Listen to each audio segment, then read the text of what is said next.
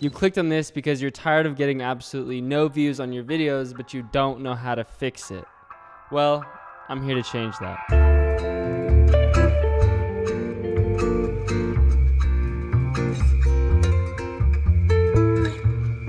Number one, the hook. This is one of the most important things when it comes to grabbing the attention of your viewers. I know that normally when you think of a hook, you think about YouTube videos or presentations, but hooks are also very, very important for your short films or even your music videos. So what is the hook? Well, it is the first thing that the audience sees when they click on your video. It is what's going to grab their attention. For YouTube, this looks like a small 5 to 10 second introduction, basically just telling the audience why they need to watch the video. When making YouTube videos or any pieces of content, you need trust. This is the idea that whoever clicks on your video will come out with something. And later in the video, I will explain exactly what this is. The thumbnail and the title are making that promise. For example, this title is how to actually make better videos, and the thumbnail says make better videos. So if I'm gonna click on this, I am expecting to leave with the tools or the answers on how I can make my videos better. And for me, the one making the video, I am basically promising to them that I'm going to give them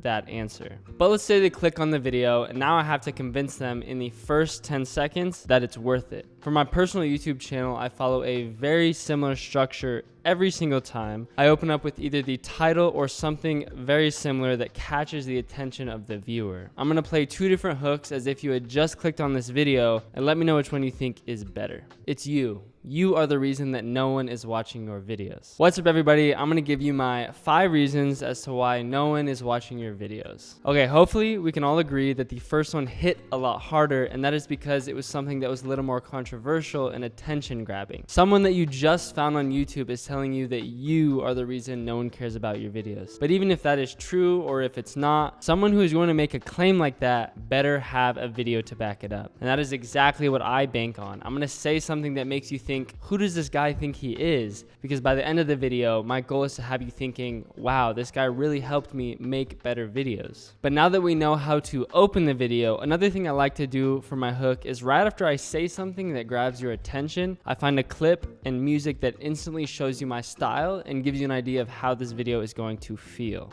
I'm going to show you guys 2 quick examples so you can see exactly what I'm talking about. I am here to tell you why your videos suck, but more importantly, how to fix it. The more you see, the less you create.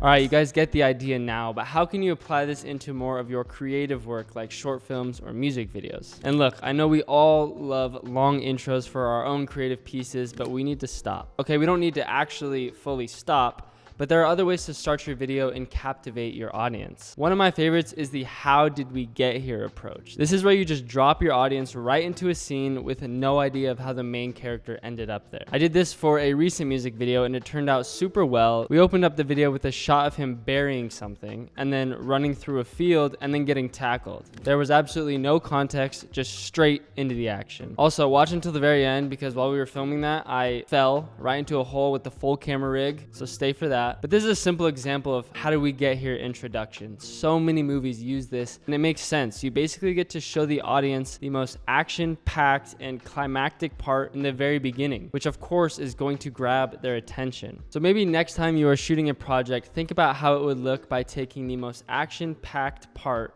throwing it in the beginning, and then reworking back up to it in the end. On to the second tip.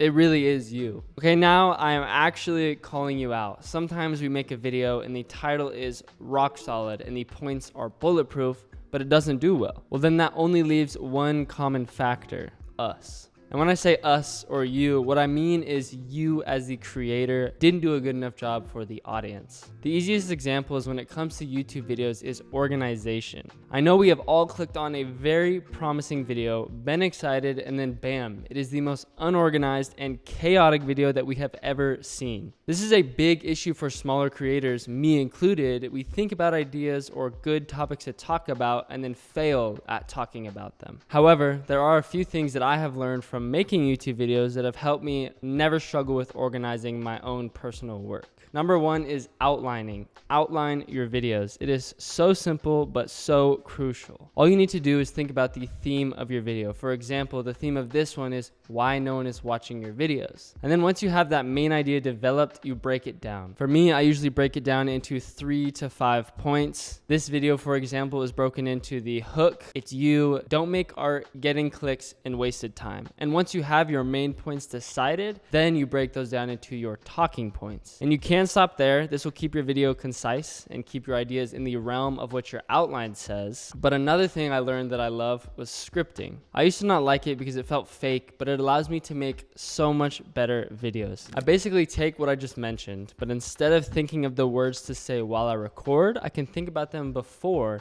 and really dial in the exact idea I want to convey. It also allows me to repeat the exact same thing. When I don't script, I can say something that was super good in the beginning, but then I start rambling and then I have no clue what I was saying when I started. Looking at this from a creative perspective, your films need a plot. When you are making a short film, documentary, music video, whatever it is, there needs to be direction. Beginning, middle, and end. And there are some outliers like visualizers or fashion films, but in most cases, and even in those, if you can add a plot, it will elevate your film to a whole other level. It allows the viewer to feel like they just witnessed a story. They just witnessed the transformation of the characters. And you may think this isn't that important, but think about it like this. Businesses like Apple or Porsche use this as their business model. They don't save you time, and they definitely do not save you money. They allow the transformation. Shot on iPhone gives you zero details on the camera or the phone or anything other than the idea that if you get an iPhone, you can take photos like this. The idea of transformation. Moving on to number 3, don't make art. And you thought it was bad when I called you out on the last tip. Well, get ready because now I'm telling you to stop making art. But okay, what do I mean when I say this? I imagine art is something that you would make and hang up in your bedroom. It is something that you like, and it can be something that only you like because it is your bedroom and you don't have to think about anybody else. Well, if you want an audience, you have to think about them as well. So before I move on, I want to clarify that when I say don't make art, I don't mean you need to stop creating. All I mean is that you need to think about someone other than yourself. You need to think about your audience. And if you're trying to gain a following on YouTube, for example, you need to make videos that resonate with them. I could understand my videos with no scripts, no B-roll, and no organization because I know what I'm trying to say. So why do I script, add B-roll, and plan? For you guys. I could not bring myself to make you sit through an unorganized 20-minute boring video. So I expect a big thank you in the comments, or at least a like on this video. But for real, you need to build trust and give to your audience. How does this apply to short films or creative work? It doesn't. Throw it out the window and make whatever you want. Number 4, getting clicks. Yes, getting clicks. Doesn't matter if you made the best video mankind has ever seen if they don't ever see it. I broke this down into 2 sections, thumbnail and title. First, let's look at the thumbnail. This may be the most important thing outside of your actual video. This is your advertisement, your billboard for your video. So how can you make it better? Here are 3 quick tips for better thumbnails. 1, triadic colorway. This is 3 colors that are opposite of each other on the color wheel. Let's look at 2 examples of my own thumbnails that ended up doing better than other videos. Both of these thumbnails actually have triadic colorways. They are using the red, blue, and yellow color schemes. And this is proven to catch your eye. And when you're competing against so many different thumbnails, as well as people who are getting a lot more traction and a lot more views than you, you need any upper hand that you can get. Number 2 is words. They can be very beneficial for your thumbnail, but they can also make it way too busy. This thumbnail uses words to help elevate it, but does not overwhelm you. It also shows that I put at least some capacity of time into it, therefore building at least some level of trust with the audience before they even click on the video. The last thing is creating mystery between your thumbnail and your title. You don't want to give them the answer right away without having them actually watch the video. This thumbnail again is a great example of this. The video is titled How to Actually Make Good Videos, and the thumbnail says your videos suck. So there's a small amount of mystery between both of those. One says it will help me make better videos, and then the other says my videos suck. Thumbnails are absolutely crucial when you are a small creator trying to gain traction. Both of my best videos stem from having a high thumbnail click-through rate. But moving on to the second most important thing is your title. This is a bit simpler, but there are 2 big things to think about. Keywords and don't give the answer. Keywords are obviously important because if you have a title that is never searched or uses words that are not commonly used, it just won't get picked up as often. And not giving the answer means keeping a level of mystery in the title, so they need to watch the video to gain the information. Two examples is the Sony FX6 is a really good camera versus is the Sony FX6 really worth it? Same video, one answers the question and one doesn't. Finally, the last point, wasted time. Your viewers should always leave your video with something. If they did decide to trust you and watch your whole video, they should at least gain one of these three things: education, entertainment, or inspiration. This is your currency. If they give you time and support, you give them one of these. The goal of this video is to give you all three, but if all else fails, give you at least one. Education, you hopefully learn something from these 5 tips. Entertainment, if you happen to know everything I just said, then hopefully you were entertained by the actual video. And if you knew everything and you were not entertained, hopefully it inspires you to get up and go apply these topics to your own work. If you apply these things, your videos will inevitably gain something. And at the end of the day, that is the main reason why we actually make videos. So thank you all for watching and making it to the end. And here's the video of me falling from 2 angles.